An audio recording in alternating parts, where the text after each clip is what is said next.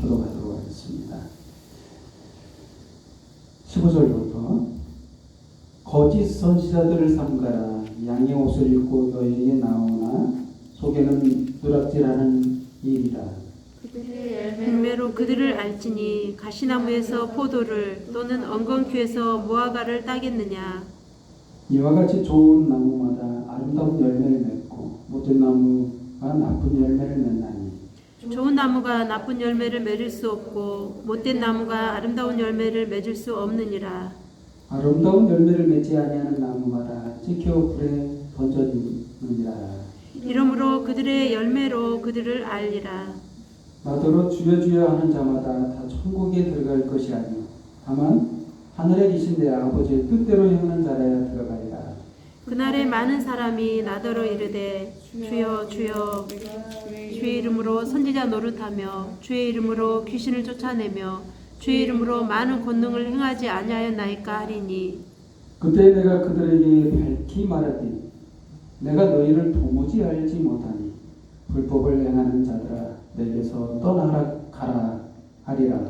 그러므로 누구든지 나의 이 말을 듣고 행하는 자는 그 집을 반석 위에 지은 지혜로운 사람 같으리니 비가 내리고 창수가 나고 바람이 불어 그 집에 부딪히되 무너지지 하나니 이는 주초를 반석 위에 놓은 까닭이요 나의 이 말을 듣고 행하지 아니하는 자는 그 집을 모래 위에 지은 어리석은 사람 같으리니 27절 같이 읽겠습니다. 비가 내리고 창수가 나고 바람이 불어 그 집에 부딪힘에 무너져 그 무너짐이 심하니라. 아멘. 네, 오늘 하나님의 말씀 마태복음 7장 15절에서 27절 말씀으로 아버지의 뜻대로 행하라 라고 말씀을 선포할 때 주의 은혜가 저와 여러분의 임하리라 예수님의 이름으로 축원드립니다. 서로 인사하는 시간을 갖도록 하겠습니다. 당신은 아버지의 뜻대로 행하고 있습니다. 서로 보면서 당신은 아버지의 뜻대로 행하고 있습니다. 아멘. 정말 언제 했다고 이런 말을 할 것 같죠? 하지 않은 것 같은데 뭐 언제 아버지의 뜻대로 했다는 말인가? 의문점이 많죠? 오늘 그 말씀이 굉장히 중요한 말씀이에요. 항상 목사님이 맨날 중요하다고 하는 말씀 맞죠? 근데 이건 진짜 중요해요. 너무 중요해요. 아니 본문 내용이 그러잖아요. 열매를 맺지 않으면 불에 던져진다. 19절 말씀. 지옥 간다는 말이에요. 27절 말씀. 바람이 불어 그 집에 부딪히면 무너짐이 심해. 멸망당한다는 거예요. 이것처럼 중요한 게 어디가 있겠어요. 이게 진짜 잘 알아야 될 본문 내용인데 이 본문도 좀 오해하는 사람들이 많이 있을 수 있습니다. 그럼 잘해야 되는구나. 결국 아버지께 잘해야 되는구나. 은혜대가 좀 부족한 것 같은데 부담스럽죠? 말씀을 읽었을 때 행해야 된다는 말만 들으면 그냥 오그라들어요. 잘해야 되네. 우리가 습관이 그렇게 돼 있어. 뭔가 결과물을 내야 되는구나. 열매를 맺어라. 이런 말 들었을 때, 나 열매 맞나? 나 지금 이래가지고 되겠어. 내가 쭉쟁이 아닌가? 더 해야 되는데, 열심히 해야 되겠다. 이런 마음이 드는 본문 말씀이라고 생각하지 않으세요? 이렇게 뉘앙스가 그렇게 흘러가고 있어서. 근데 이게 깊이 들여다보고 자세히 봐야만 알 수가 있는 본문이기 때문에 상당히 어려운 말씀이에요. 이 15절 말씀 보면 거짓 선지자들이 나와요. 거짓 선지자들 삼가라. 거짓 선지자들과 열매 바로 연결되어 있어요. 바로 그 15절에는 거짓 선지자들이 나오는데 16절에는 열매라고 이렇게 나오고 열매를 보면 알다. 연관성이 좀 전혀 없는 것 같은데 이런 생각이 들죠? 거짓 선지자랑 열매랑 무슨 관계가 있나? 거짓 선지자들이 하는 모습 모습은 뭐냐면 양과 같다는 거예요. 우리가 양을 볼 때 어때? 정말 양은 우리 동물에게 좀 익숙치를 못해서 제가 양을 한번 본 적이 있는데 양은 정말 움직임조차 없더라고요. 이상할 정도로 가만히 있는데 정말 순하게 보이더라고요. 정말 이게 도살장에 끌려가는데 양이 조용한다 이런 말도 들릴 정도로 그 정도로 순한 것 같아요. 양이라는 게 정말. 근데 염소는 제가 어릴 때 봐봤는데 염소를 좀 끌고 가려고 이렇게 목줄을 한 거를 끌고 가는데 정말 말아요. 안 끌려와요. 끄집어 당기는 건 안 되는데 몰고 가는 건 잘해. 도망가는 건 잘해. 진짜 염소는 그렇더라고요. 하나님이 이 염소와 양을 왜 만드셨나? 우리 좀 그걸 보고 양과 같아야 된다는 생각을 갖도록 하시기 위해서 만들지 않았나. 근데 거짓 선지자의 모습이 양과 같대요. 보기에도 정말 착하게 보이고 좋은 일 많이 하고, 근데 속으로는 노략질하는 일이다. 왜 이런 말까지 할까요? 좋은 일 하는데. 사실 좋은 일 해가지고 구원받지는 못해요. 좋은 일 하자고 이렇게 으쌰으쌰 하는 사람 많이 봤죠. 근데 그거는 좋은 일이긴 하지만, 물론 해야죠. 그런 일을 해야 되지만, 그걸 통해서 구원받는 건 아니에요. 또 그 모습이 전부가 아니라, 속에 돈을 또 착복할 수 있는 많은 여지가 있어요. 그런 경우가 많아요.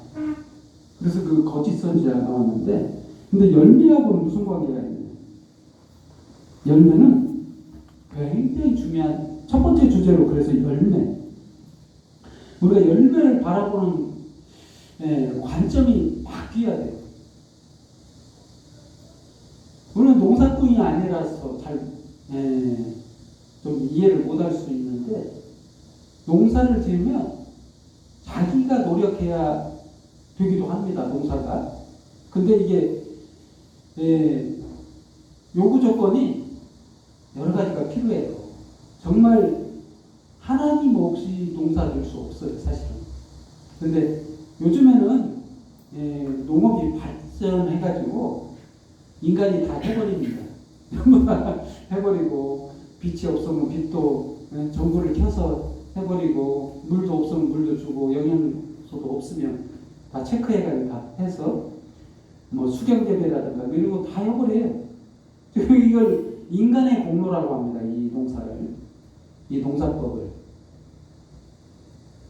근데 거짓 선지자들은 이런 걸 말해요. 네가 잘해야지. 인간의 공로를 강조해요. 너 그래가지고 되겠니? 근데 이 열매는, 하나님의 열매는 그렇게 해서 맺어지는 게 아니에요. 하나님의 공로로만 가능한 일이에요. 예수님의 요한복음 14장에 나와 있죠. 포도나무의 비유. 어떻게 열매를 맺죠? 포도나무에 붙어 있을 때만 열매가 맺어요. 그와 같은 거예요. 이건 뭐냐면 하나님의 공로로만 맺을 수 있는 거예요. 그럼 이렇게 말하겠죠.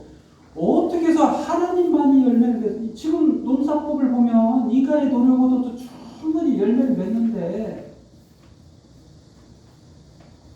인간은 공로도 가능하지 않습니까? 근데 달라요. 인간이 맺는 열매와 하나님이 맺는 열매가 다르다. 그렇습니다. 하나님이 뭐가 있을까요? 이 차이점이 있어요. 인간과 하나님의 차이점. 좀 아셔야 되는데, 인간은 무한해요. 존재 자체가 영원하지 않습니다. 근데 하나님은 영원하세요. 존재 자체가 영원해요. 하나님에게서는 공간이 제한이 없어요. 예수님이 변화된 모습 기록되어 있죠? 복음서에 벽으로 보지 않습니다. 공간으로 보지 않고 스르르 나타나셨어요. 이게 하나님이라는 거예요. 죽음조차 하나님을 가둬둘 수 없어요. 이게 하나님입니다. 또한 하나님을 글자로 표현할 수가 없어요. 어디 구속할 수가 없어요. 어디에 가둬둘 수가 없어요. 이게 하나님이다라고 말할 수, 단정 지을 수가 없어요. 그게 하나님이에요. 이게 무한대, 한마디로 끝을 모르는 거예요.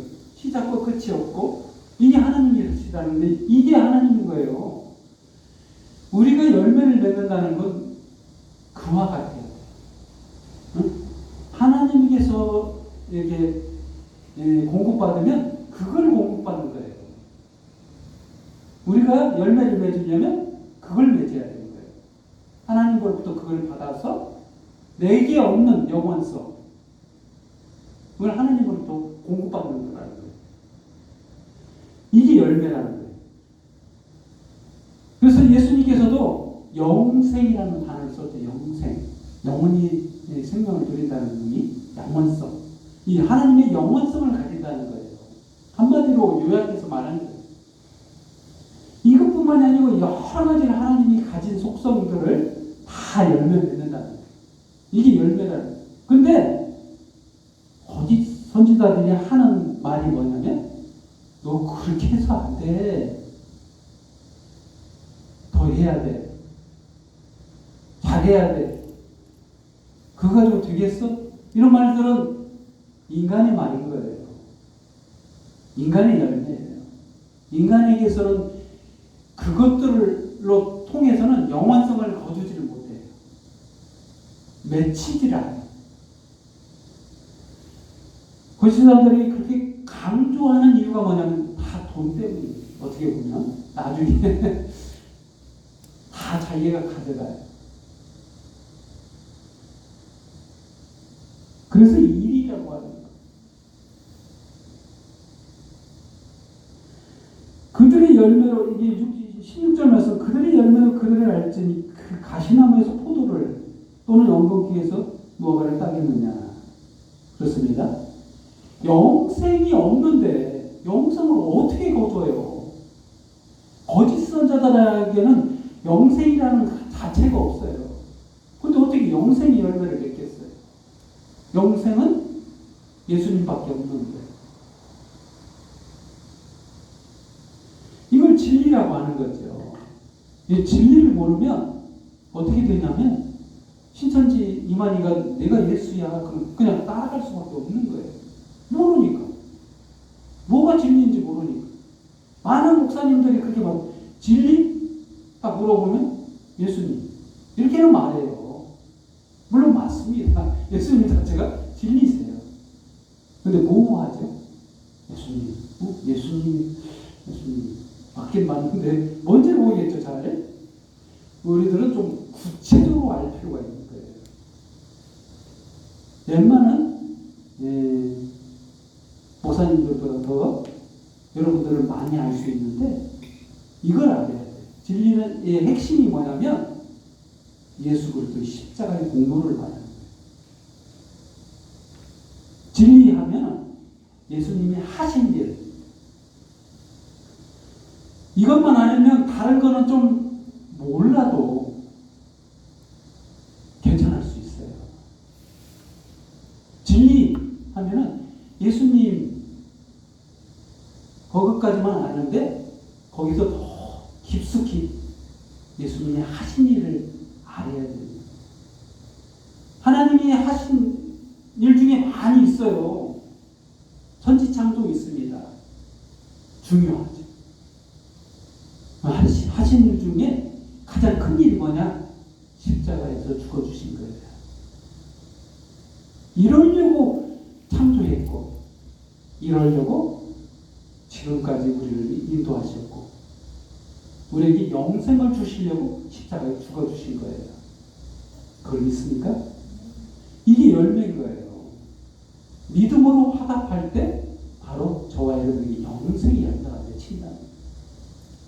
내게 없던 것이 나에게 주어지는 거예요. 그렇습니다. 이거는 하나님의 꿈인 거예요. 열매를 맺게 하려는 것이 하나님의 꿈이에요. 저와 여러분이 없는 영생이 우리에게 주어지기를 원하는 게 하나님의 꿈이에요. 이 하나님의 선하신 뜻, 하나님의 아버지의 뜻이라는 얘기예요. 제목이 그러잖아요. 아버지의 뜻대로 행하라. 이걸 믿는 거예요. 예수님이 하신 그 열매가 되어가는 거예요. 이렇게 됐을 때 아버지의 뜻대로 행하는 거예요. 그렇습니다. 근데 거짓 선지자는 어때요? 계속해서 말합니다. 말은 예수님이라고 하는데, 그래, 예수님이 하신 걸 봐라. 십자가에서 죽었잖아. 너를 위해서 죽었잖아. 너도 잘해야 돼. 이렇게 바꿔 말할 수 있다는 거예요. 또 잘못 말하고 너 착한 일을 해야 돼. 너 공로 세워야 돼. 이렇게 말하면 이 열매를 맺는 게 아니에요. 도로 다시 인간의 열매를 맺는, 인간의 공로를 취하는 거예요. 정말 좋은 열매는 뭐냐? 예수 그리스도의 공로를 믿는 거예요. 예수 그리스도의 십자가를 의지해서 살아가는 거예요. 그 믿음 안에 있는 것을 말하는 겁니다. 바로 그게 좋은 나무. 좋은 나무는 뭐, 이 좋은 나무가 누구냐면 바로 예수님인 거예요. 좋은 나무에 있는 이 접목되어 있는 우리 가지들이 거기서 꽃이 피고 영생의 열매를 맺게 된다는 것을 말하고 있는 거예요. 그러면 나쁜 나무는 뭐냐? 인간을 공로를 의지해서 자기가 나무이냐 꽃을 피우고 열매를 맺겠다는 거잖아요. 그걸로는 열매를 맺지를 못해요. 영생의 열매를 맺지 못합니다. 바로 예수 그리스도의 십자가의 공로 말고는 영생의 열매가 없어요. 없는데 어떻게 맺어요? 인간의 공로로는 절대 맺을 수 없는 열매이기 때문에 그렇습니다. 불가능한 것을 말하고 있는 겁니다. 이게 거짓 선지자예요. 거짓 선지자가 대단히 뭐 나쁜 일 하라고 말하지 않아요. 너 나가서 강도질해 이런 말 안 씁니다. 착한 일하고 봉사하고 그러면서 헌금 많이 하고 구제하고 알고 봤더니 자기가 났어. 그런 일을 얼마나 비일비재해요. 많습니다. 인간의 공로를 취하는 거예요. 그걸로는 좋은 열매 맺지 못합니다. 영생의 열매를 맺지를 못한다는 거예요. 그래서 19절 말씀처럼 아름다운 열매를 맺지 아니하는 나무마다 찍혀 불에 던져지느니라. 이런 말씀을 하신 거예요. 무서운 말씀이죠. 이러므로 그들의 열매로 그들을 알리라. 심지어는 또한 이런데 21절 말씀은 충격적인 말씀이에요. 21절은 나더러 주여 주여 하는 자마다 천국에 들어갈 것이 아니요 다만 하늘에 계신 내 아버지의 뜻대로 행하는 자라야 들어가리라. 이 주여 주여, 우리 주여 주여 많이 합니다. 교인 누가 하죠? 이게 불신자들이 하지 않아요. 믿는다고 하는 사람들이 주여 주여 많이 외칩니다. 이거는 누구를 말하냐면 교인들을 두고 하는 말씀이에요. 교회에는 교인들이 있고 성도가 있어요. 이 주여주여는 이 감정에 치우쳐서 감정적 변화가 구원에 이르는 게 아니라는 거예요. 법을 행해야 된다. 법을. 여기서 계속 읽어보면 그렇죠. 21절 끝부분에 내 아버지의 뜻대로 행하는 자여야 들어가. 행해야 된대요. 뜻대로. 아버지의 뜻대로. 22절 그날에 많은 사람이 나더러 주여 주여 우리가 주의 이름으로 선지자 노릇하며 주의 이름으로 귀신을 쫓아내며 주의 이름으로 많은 권능을 행하지 아니하였나이까. 심지어는 주님과 함께 동행까지 했대요. 근데 이렇게 행했던 자들에게 예수님이 하신 말, 그때 내가 그들에게 밝히 말하되 내가 너희를 도무지 알지 못하니 불법을 행하는 자들아 내게서 떠나가라. 무서운 말인 거예요. 아니 동행했고 귀신도 쫓아냈고, 이런 귀신 쫓아내는 것은 참가 이게 영적으로 상당히 수준 높은 사람이라고 우리들이 생각하고 그런 이적을 행하고 하면 그 사람 말이라면 다 믿죠. 너 그거 잘해야 돼. 이렇게 말하면 잘할 수밖에 없습니다. 선지자 노릇 하는데요. 아니 미래를 예측하고 너 이래야만이 돼 이렇게 말한다는 거예요. 목사님들이 영적인 수준 높은 사람들이 그렇게 말했대요. 그런데도 불구하고 도무지 모르겠다. 예수님이 하시는 말, 법을 지키지 못해 불법을 행했대. 아니 이유는 뭐냐면 법을 행하지 않았다는 거예요. 법을. 무법한 자다. 이게 말이 된가요? 아니 교육 열심히 하는 사람들한테 예수님이 하신 말씀인 거예요. 교육 종교 활동을 많이 했던 수준 높은 사람들한테 너 불법을 행하는 사람이다 이렇게 말했다는 거예요. 예수님 왜 이런 말을 했을까요? 법을 행하지 못했다는 거예요. 이 법을 알아야 돼요. 하나님의 뜻을 알아야 돼요. 이게 아까 말한 진리를 모른다는 거예요. 진리를 모를 때 이렇게 맹목적이라는 거예요. 맹신한다. 그리고 이 맹신하는 사람들은 사람을 죽여도 죄로 여기지 않아요. 그래서 TV에서 이런 세계사, 벌거벗은 세계사라는 게 저를 봤는데 교황이 그냥 사람을 죽이라고 명령을 내려도 그 죄로 여기지 않아요. 왜? 죄로 단정되어 버리니까. 교황이 이런 사람들은 죄인이야. 딱 정해버리면 마녀사냥이라고 들어봤죠? 수많은 사람들을 처단하라고 이렇게 하는 것은 교황의 명령이 떨어졌기 때문에 하는 거예요. 그래서 이게 거짓 선지자인 거예요. 어떻게 보면 권능도 행하고 선지자는 노릇도 했고 주여 주여도 잊혔던 그들. 그럼에도 불구하고 예수님이 하신 말씀이 불법을 행하는. 왜 이런 말을 들었을까? 진리를 모르기 때문이에요. 그럼 어떻게 해야 법을 지키는 거? 아버지의 뜻대로 행하는 것이 바로 법을 지키는 거예요. 한마디로 아버지의 뜻을 가늠하지 못했다는 거예요.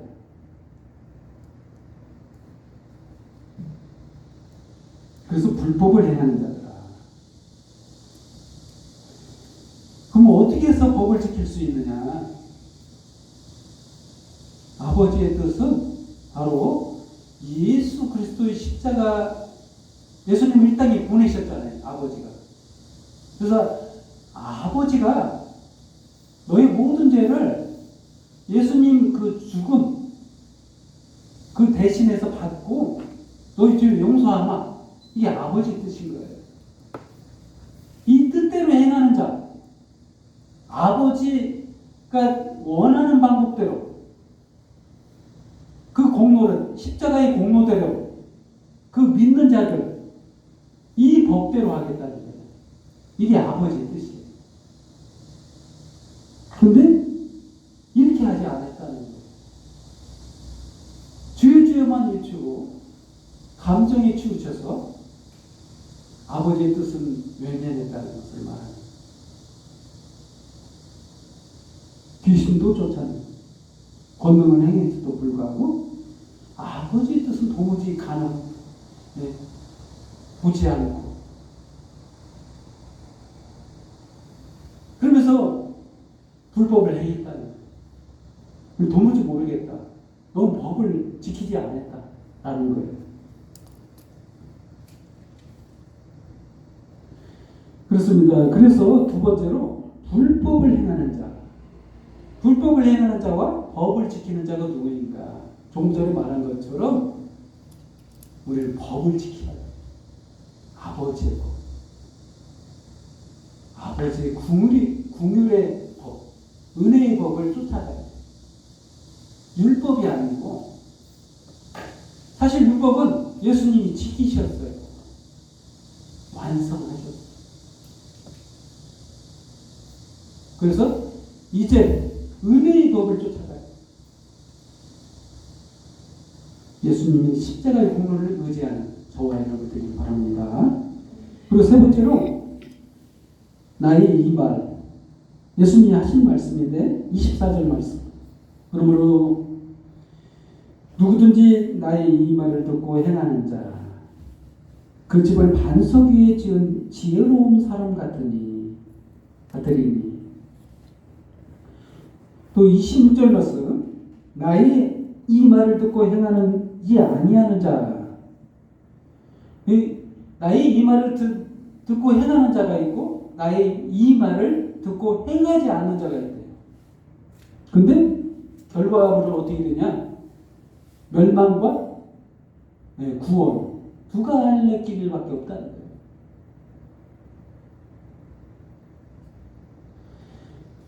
나의 이 말은 예수님이 하신 말이에요. 예수님이 하신 말 중에 가장 중요한 말이 뭘까요? 예수님이 이 땅에 오셔서 뭐 때문에 이 땅에 오셨겠어요? 착한 일을 하려고? 병자들 치료하려고?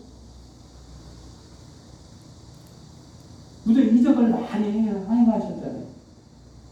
그리고 또 사랑을 많이 베푸셨잖아요. 이게 진짜인가요? 진짜의 모습인가요? 진짜는 뭐냐면 죽으러 오신 거예요. 죽으러 오신 거라니까요. 조금 시작할 때 예배를 말씀을 시작할 때 그랬잖아요. 하나님이 아버지께서 이 땅에 예수님 보내셨다고 했잖아요. 예수님은 누구시라고? 하나님이시라고. 하나님은 어떤 분이시라고요? 제한되지 않은 분이라. 근데 자기를 인간의 모습으로 제한하신 거예요. 그래서 왜 이렇게까지 해야 되느냐? 진리를 알게 하려고.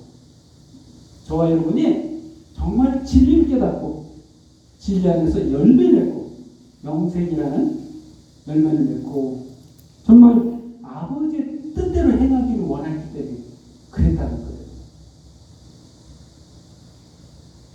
나의 이 말. 딱 이게 지목하고 있잖아요. 나의 이 말.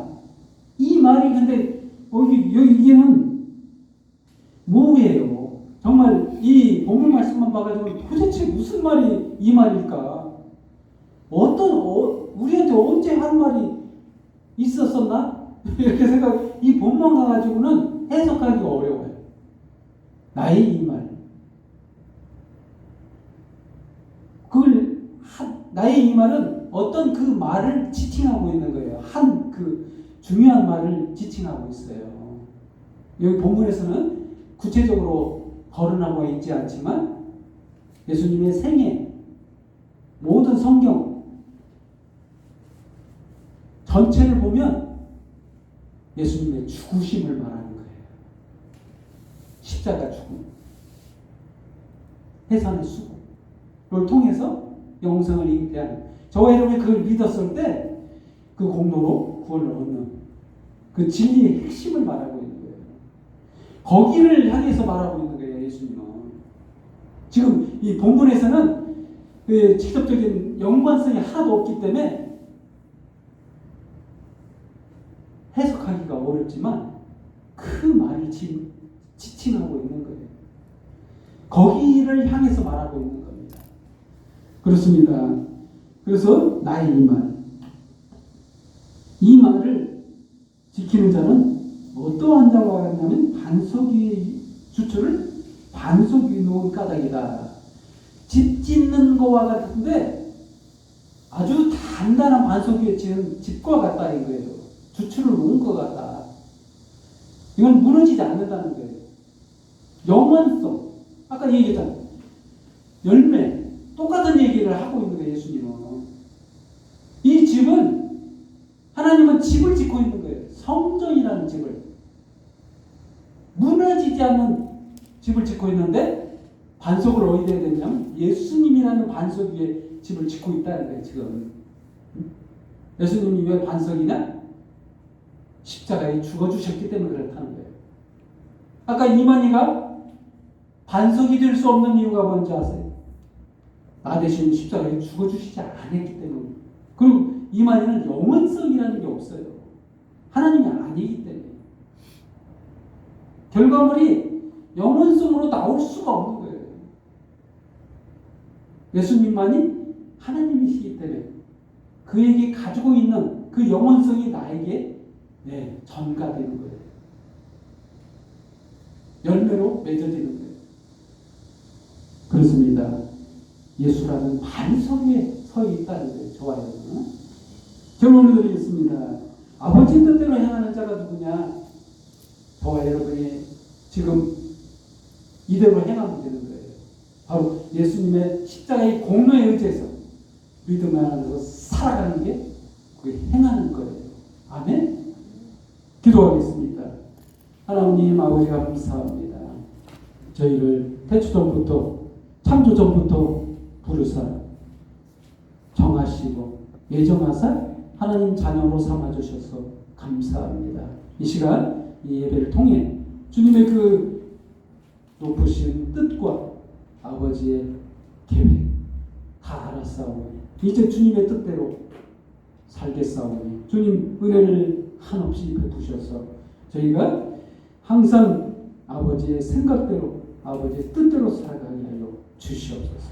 시간 모든 영광과 경배와 찬양 주님 앞에 돌려 예수님의 이름으로 기도합니다. 아멘.